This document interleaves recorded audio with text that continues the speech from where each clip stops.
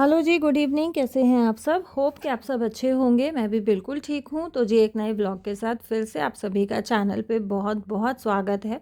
Last blog जिस clip से मैंने एंड किया था उसी क्लिप से आज का वीडियो शुरू कर रही हूँ। और ब्लॉग मैं शुरू कर रही हूँ सुबह 4:30 बजे से। ब्रश वगैरह करके फ्रेशन अप होके मैंने अपनी चाय बननी रख दी है। चाय छान के और मैं लगा दूंगी दूध में रही, जो मैंने रात को दही जमा के रखी थी। चाय वगैरह पीऊँगी ना, तब तक जो है इसमें घी निकल आएगा और लस्सी बन जाएगी। तो मेरा ये काम इसी टाइम पे होता है जब मैं चाय पीने बैठती हूँ, तो मुझे एक्स्ट्रा टाइम जो है दही जमाने को नहीं देना पड़ता है। अच्छा, आज तारीख है 21 जनवरी, दिन है मंगलवार का। लेकिन ये वीडियो जो आप देख रहे हो ये है 14 जनवरी का, यानी कि मकर संक्रांति वाले दिन का। आई नो कि मैं आप लोगों के साथ वीडियो शेयर करने में बहुत ज़्यादा लेट हो गई हूँ, क्योंकि मेरी मम्मी को भी जो है बुखार चल रहा है, डैडी की भी तबीयत ठीक नहीं है, ठंड की वजह से उनको भी फ़ीवर वगैरह था, और भाई की भी तबीयत ठीक नहीं है। और आप जानते हैं कि फैमिली में जब इस तरीके से परेशानी आती है ना, तो मन और दिमाग शांत नहीं होता है, और उस टाइम पे कुछ भी काम करने का ना तो मन होता है ना इच्छा होती है। तो इस वजह से जो है मैं काफ़ी लेट हो गई हूँ ये वीडियो आपके साथ शेयर करने में। और दही जो है मैं रही लगाने वाली थी, तो दही जमी नहीं, शायद ठंड बहुत ज़्यादा है इस वजह से। तो मैंने ना वापस से वो जो बॉक्सेस हैं जिसमें मैं डब्बे में जमाती हूँ वो माइक्रोवेव में रख दिए हैं, 8-9 बजे के आसपास निकाल के, और तब मैं रही लगाऊंगी। और एक बहन ने मुझसे पूछा था कि मटर का क्या हुआ जो आपने फैलाई थी। तो जी ये मैंने कल फैलाई थी और अच्छे से इनका पानी सूख गया है। फ़िलहाल मैं इनको इकट्ठी करके रख दूँगी। और इन मटर का करूँगी क्या, ऑलमोस्ट बहुत सारी बहनों को पता है, क्योंकि हर साल मैं ये प्रोसेस करती हूँ और हर साल मैं आप लोगों के साथ शेयर करती हूँ। तो इन मटर को मैं स्टोर करके रखने वाली हूँ गर्मियों के लिए, क्योंकि गर्मियों में हम लोग फ्रोज़न मटर यूज़ करते हैं, तो उसमें ना पैकेट्स में बहुत सारी ख़राब मटर भी निकलती हैं। अगर हम इस तरीके से प्रिजर्व करके रख लेते हैं ना, हमें ये सेटिस्फेक्शन रहता है कि हमने अच्छी मटर रखी हुई है, क्वालिटी अच्छी है, ख़राब नहीं निकलेगा। और ये छोटे मोटे काम करके अपने, और मैं चली गई थी सीधा नहाने। और कितना भी बाल बांध के नहा लो, लेकिन जब शावर से नहाते हैं ना, तो बाल थोड़े बहुत गीले हुए बिना नहीं रहते हैं। इस वजह से मैंने जूड़ा खोल के और क्लचर लगा लिया है, ताकि जो थोड़े बहुत सीले हैं ना बाल, वो सूख जाएं। यहाँ लगी थी मशीन से कपड़े निकालने, उठते ही लॉट लगाया था, लेकिन अभी साइकिल जो है कंप्लीट नहीं हुई थी, तो मैंने टब रख दिया है। और मुझे ये हुआ कि तब तक मैं अपना पूजा पाठ का काम निपटा लेती हूँ। और बाहर ठंड भी बहुत ज़्यादा है, तो पूजा पाठ का काम निपटाऊंगी, अपने बाकी के और छोटे मोटे काम निपटाऊंगी।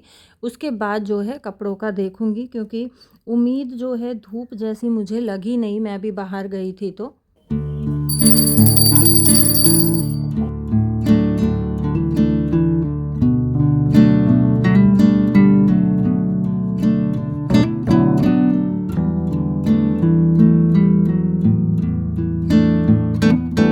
हम लोग चाहे किसी भी रिलीजन से हैं, पूजा पाठ हमारे घर में दोनों ही टाइम होती है, लेकिन सुबह के टाइम में जब मैं पूजा करने बैठती हूँ, तो मुझे टाइम थोड़ा सा ज़्यादा लगता है, क्योंकि रात भर जो है हम देवी देवताओं को विश्राम कराते हैं। तो सुबह उठ के उन्हें जगाना पड़ता है। जैसे हम अपना बिस्तर ठीक करते हैं, अपने घर की साफ़ सफाई करते हैं, ऐसे ही मंदिर को भी हमें सुबह उठ के साफ़ करना होता है। तो जो पहले वाले दिन माला पहनाई होती हैं, वो माला जो है उतार देती हूँ मैं, उतार के और मंदिर को थोड़ा सा एक बारी साफ़ कर देती हूँ। डीप क्लीनिंग जो है मैं टाइम टू टाइम अपने मंदिर की करती रहती हूँ, देव स्नान कराती रहती हूँ। अभी भी मैंने 2-3 दिन पहले ही जो है देव स्नान कराया था, और वो मैंने आप लोगों के साथ शेयर नहीं किया, क्योंकि जो है हाथ में आप लोग जानते हैं कि थोड़ा दिक्कत चल ही रही है, और अभी ठंड बहुत ज़्यादा है, तो दर्द भी मेरे हाथ का ज़्यादा बढ़ रखा है। तो बार बार शूट करना, उठना बैठना, क्योंकि मेरे पास ऐसे कोई एक्स्ट्रा शूट करने के लिए नहीं है, बच्चों को मैं कैमरा पकड़ के खड़ा नहीं करती हूँ, तो मेरे लिए थोड़ा सा वो डिस्कम्फ़र्ट हो गया था, इस वजह से मैंने रिकॉर्ड नहीं किया। और पूजा पाठ करने के बाद मैंने अपने अंदर के ही थोड़े बहुत काम निपटाए, तब तक थोड़ा हल्का हल्का चांदना हो गया था। तो जो लॉट मेरा कंप्लीट हुआ था वो मैंने निकाल दिया है, और एक लॉट मैंने और लगा दिया है। लकी को भी आजकल मैं थोड़ा जल्दी उठा देती हूँ, स्कूल वो कम जाता है, क्योंकि जैसे मैंने आपको बताया था फाइनल एग्ज़ाम की डेट शीट आ गई है, तो वो घर पे ही जो है बैठ के प्रिपेयर करता है। लेकिन फ़र्क ये रहता है घर में बच्चों के रहने का और स्कूल जाने का, कि स्कूल में बच्चे ना कूदा फांदी, खेल कूद, फ़िज़िकली अपने आप को बिज़ी रखते ही हैं कैसे ना कैसे करके, और घर में उतना ज़्यादा फ़िज़िकल एक्टिविटी नहीं हो पाती है। इस कारण से मैं लकी को सुबह उठा देती हूँ, तो वो अपना फ्रेशन अप होके ब्रश व्रश करके 1 घंटा, आधा घंटा, पौना घंटा, जैसा भी उसको ठीक लगता है, रनिंग या वॉकिंग, जॉगिंग वो करने के लिए मैं उसको भेजती हूँ। तो इसी वजह से मैंने उसको भी उठा दिया है। और ये मैंने आप लोगों के साथ जो आलू सैंडविच की रेसिपी शेयर की थी, उसमें ब्रेड की किनारी निकाली थी, वो मैंने रखी हुई थी इकट्ठी करके। ऊपर नीचे की ब्रेड बची थी, वो भी तोड़ के, और किनारियों को भी तोड़ के छोटा छोटा मैंने चिड़ियाओं के लिए छज्जे पे डाल दिया है। और एक आध दिन अगर स्किप हो जाता है ना, तो आवाज़ लगाने लग जाती है ये, फिर मुझे ये होता है यार आज मैंने डाला नहीं। अच्छा, घर के बाकी काम निपट गए हैं, अब शुरू होंगे किचन के और खाने पीने के काम। तो जी, घी में हींग जीरा भून के ये मैंने टमाटर, अदरक, 5-6 काजू, थोड़े से मगज और सूखी हुई लाल मिर्च का एक अच्छे से पेस्ट बनाया था, वो ऐड कर दिया है। मिक्स करके बेसिक मसाले ऐड करूँगी, हल्दी, नमक, और टमाटर में ही मैंने साबुत धनिया डाल दिया था, तो इसमें मैंने धनिया पाउडर ऐड नहीं किया है। अच्छा, इसको ढक के ना मैंने सिम गैस पे अच्छे से भून लिया है, जब तक मसाले ने कढ़ाई नहीं छोड़ दी है। और ये पानी जो है मैंने कॉर्न बॉईल किया था उसका है, तो वो मैंने डाल दिया है, ये गर्म पानी ही था। इसको अच्छे से मिक्स करके और इसमें मैं ऐड करूँगी पनीर, क्योंकि आज मैं बना रही हूँ मटर पनीर की सब्ज़ी। त्योहार वाले दिन थोड़ा सा स्पेशल खाना बनाओ ना, तो थोड़ा अच्छा फ़ील होता है। और गाजर का हलवा जो है इस बार मैंने मकर संक्रांति पे नहीं बनाया। यहाँ पनीर डालने के बाद ये एक टुकड़ा मैंने बचा के रखा है। अब इसका मैं क्या करूँगी वो मैं आगे शेयर करूँगी आप लोगों के साथ। रेसिपी पूरी देखिएगा, वीडियो को स्किप नहीं कीजिएगा। साथ साथ जो है मैंने आटा लगा लिया था और सब्ज़ी बन रही है, तब तक मैं जो है साथ साथ पूरियाँ निकाल दूँगी। और इससे ना क्या होगा कि काम मेरा थोड़ा सा जल्दी ख़त्म हो जाएगा, और साथ साथ जो है सब्ज़ी पूरी बन जाएगी, तो मैं फटाफट से नाश्ता करा दूँगी। क्योंकि हम लोगों को कहीं जाना भी है, और कहाँ चलेंगे वो मैं आप लोगों के साथ ज़रूर से शेयर करूँगी। और अगर आप लोगों को मेरे वीडियोस पसंद आते हैं, रेसिपीज़ अच्छी लगती हैं, तो प्लीज़ चैनल को ज़रूर सब्सक्राइब कर लीजिएगा। बहुत सारी बहनें बिना ही सब्सक्राइब करे अपना प्यार मेरे साथ बनाए हुए हैं, तो आप चैनल सब्सक्राइब करके अपना प्यार बनाएंगे ना, तो मुझे बहुत अच्छा लगेगा, बहुत हिम्मत मिलती है। और यहाँ पनीर देखो आप बिल्कुल सॉफ्ट हो गया है। ये मैंने मटर बॉईल करके रखी थी, और इसमें 1 सीटी मैंने लगाई थी मटर में, तो पानी मैंने इसका ड्रेन आउट कर लिया था। यहाँ ये मैंने जो पनीर का टुकड़ा रखा था बचा के, इसमें इसको अब कद्दूकस करके ग्रेट करके और मैं सब्ज़ी में डाल दूँगी। इससे क्या होता है ना कि हमारी जो ग्रेवी रहती है मटर पनीर की, ये थोड़ी सी थिक हो जाती है और सब्ज़ी में रिचनेस आ जाती है। आप चाहें तो इसमें थोड़ी सी मलाई या क्रीम भी ऐड कर सकते हैं, बट मटर पनीर में क्रीम और मलाई का जो फ्लेवर रहता है ना, वो मुझे थोड़ा सा ठीक नहीं लगता है, वो कॉम्बिनेशन मुझे नहीं जचता है। तो इसलिए मैं थोड़ा सा पनीर ही ग्रेट करके डाल देती हूँ। और यहाँ साथ साथ जो है पूड़ियाँ बनाने लगी हुई हूँ, साथ साथ सब्ज़ी बन रही है। पनीर हमारा फूल के सॉफ्ट हो गया, अच्छे से मसाले उसके अंदर एब्जॉर्ब हो गए हैं, जो तरी का पानी था वो एब्जॉर्ब हो गया है। और मटर भी हमारी ऑलरेडी बॉइल्ड हैं, तो बहुत ज़्यादा टाइम पकने में सब्ज़ी को नहीं लगेगा। यहाँ आप देखो सब्ज़ी हमारी बन के बिल्कुल रेडी हो गई है, पूड़ियाँ बनी हैं तब तक। और हस्बैंड के नाश्ते की भी जो है लंच की मैं साथ साथ तैयारी कर रही हूँ। यहाँ मैंने लास्ट में जो है ये लिया है कसूरी मेथी, इसको अच्छे से हाथ से क्रश करके पाउडर करके और हम इसमें डाल देंगे मटर पनीर के साथ या शाही पनीर के साथ या छोले के साथ। कसूरी मेथी का बहुत अच्छा फ्लेवर जाता है, एक बार ज़रूर ट्राई कीजिएगा अगर आपने अभी तक नहीं ट्राई किया है तो। बच्चों को मैंने नाश्ता वगैरह करा दिया है और हस्बैंड का जो है मैंने लंच पैक कर दिया है। तो ये जो बर्तन निकले हैं अभी खाना वाना बना के नाश्ते के, इनको मैं साथ साथ जो है डिश वॉशर में लगाते चलूँगी। और मैं यही करती हूँ, मैं ना इकट्ठे नहीं करती हूँ बर्तन, जैसे जैसे थोड़े थोड़े होते हैं ना मैं डिश वॉशर में सेट करती जाती हूँ। तो जब मुझे लोड करना पड़ता है ना डिश वॉशर, तो बहुत ज़्यादा मुझे स्ट्रेस नहीं फ़ील होता है, क्योंकि मैं जैसे जैसे बर्तन निकलते हैं वैसे वैसे डिश वॉशर में रखती जाती हूँ। तो लास्ट में ये रहता है जो थोड़े बहुत बर्तन रहते हैं वो लगाए और डायरेक्ट इसको मैंने चला दिया, तो ये थोड़ा सा मेरा टाइम बच जाता है। वैसे तो मेरे यहाँ हेल्पर आती है दोनों टाइम बर्तन करने के लिए, लेकिन आज जैसा मैंने आपको बताया कि हमें कहीं जाना है तो दोपहर को हम रहेंगे नहीं। और मेरी जो बर्तन वाली हेल्पर है उसका ऐसे ही लचर पचर काम रहता है, इच्छा होती है तो वो शाम को आती है, नहीं तो वो नहीं आती है। और अगर वो आती भी है तो मैं फूड प्रोसेसर का जो मेरा आटा नीडिंग वाला जार है, वो मेरे कुकर वगैरह, दूध के बर्तन, दही जमाने के जो डब्बे हैं, वो मैं कोशिश करती हूँ कि मैं डिश वॉशर में ही लगाऊँ। क्योंकि बर्तन वालियों का तो आपको पता ही है कि जिसके घर में हेल्पर आती होंगी कि बहुत ज़्यादा वो हम लोगों की तरह दम लगा के सफाई से नहीं करती हैं, और उसमें फिर मुझे ना बाद में या तो खुद से धोना पड़ता है या खुद से मांजना पड़ता है, तो हाथ के कारण मुझे थोड़ी सी डिफ़िकल्टी होती है। इसलिए मैं पहले ही जैसे बर्तन खाली होते हैं अपना मशीन जो है डिश वॉशर में लोड कर देती हूँ। यहाँ सब्ज़ी को भी जो है मैंने ट्रांसफ़र कर लिया है डोंगे में, क्योंकि कढ़ाई भी मैंने लोड कर दी है डिश वॉशर में धुलने के लिए। और ऊपर से मैंने जो थोड़ा सा पनीर और बचा था वो ग्रेट करके हरे धनिये से गार्निश कर दिया। तो जी यहाँ पे हम लोग सारा काम वगैरह निपटा के आ गए थे गौशाला, क्योंकि मकर संक्रांति वाले दिन ऐसा माना जाता है कि आपको दान करना चाहिए, आपको गायों को चारा चराना चाहिए। मतलब हम लोगों के यहाँ, मैंने बचपन से ये चीज़ देखी है मेरी मम्मी के यहाँ, मेरे मम्मी डैडी और हम लोग जाते थे मकर संक्रांति वाले दिन।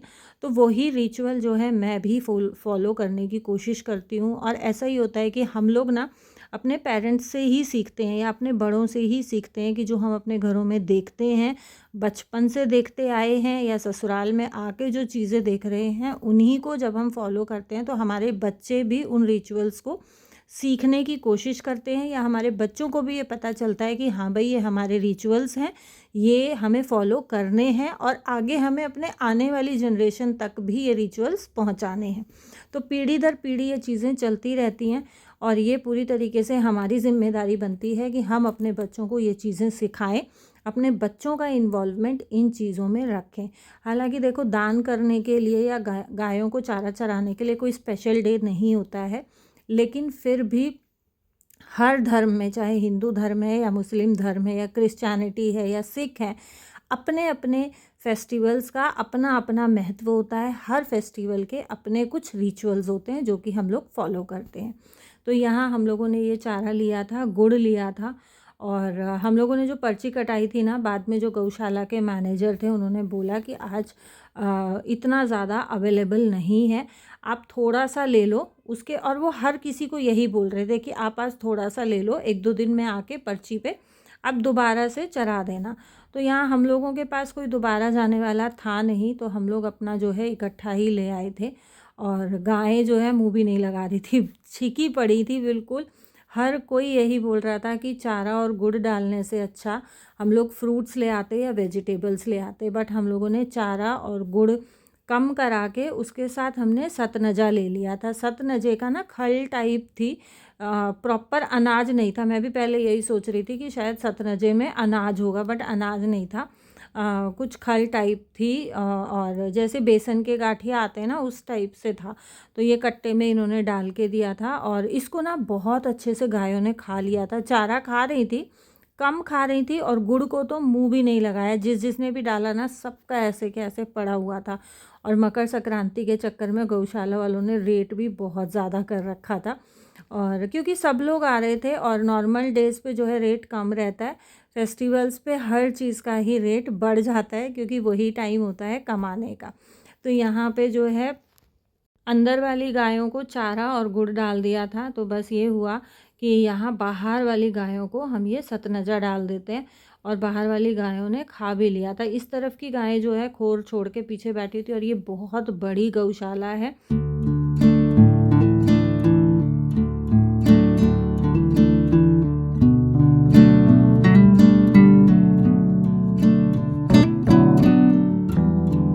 मैंने कोशिश की है आपको एरिया दिखाने की, और मुझे ऐसा लगता है कि शायद आप लोगों को आइडिया लग भी गया होगा कि कितनी बड़ी गौशाला है। और यहाँ जो है लक्की ने ना एक साथ सतनजा डाल दिया था, तो मैं उसको फैला रही थी, क्योंकि जो साइड में गाय थी उनका मुंह नहीं जा रहा था। बहुत खींच के गर्दन निकाल के, ये देखो आप, ये ना बहुत खींच के गर्दन और फिर खाने की कोशिश कर रही थी। तो यहाँ मैं इसको फैला रही थी, और लक्की चला गया था तसले और कट्टे जो है इकट्ठे कराने के लिए। तो जी ये था हमारा मकर संक्रांति वाले दिन का व्लॉग। बहुत इन्जॉय किया, बहुत अच्छा लगा, और बहुत अच्छे से जो है दिन हमारा निकला। हालांकि मैं सोच रही थी कि हम लोग मकर संक्रांति वाले दिन घर जाएंगे, मतलब मेरे ससुराल। लेकिन हस्बैंड को ऑफ़िस जाना पड़ गया, उनका कुछ काम आ गया था तो हम लोग नहीं जा पाए।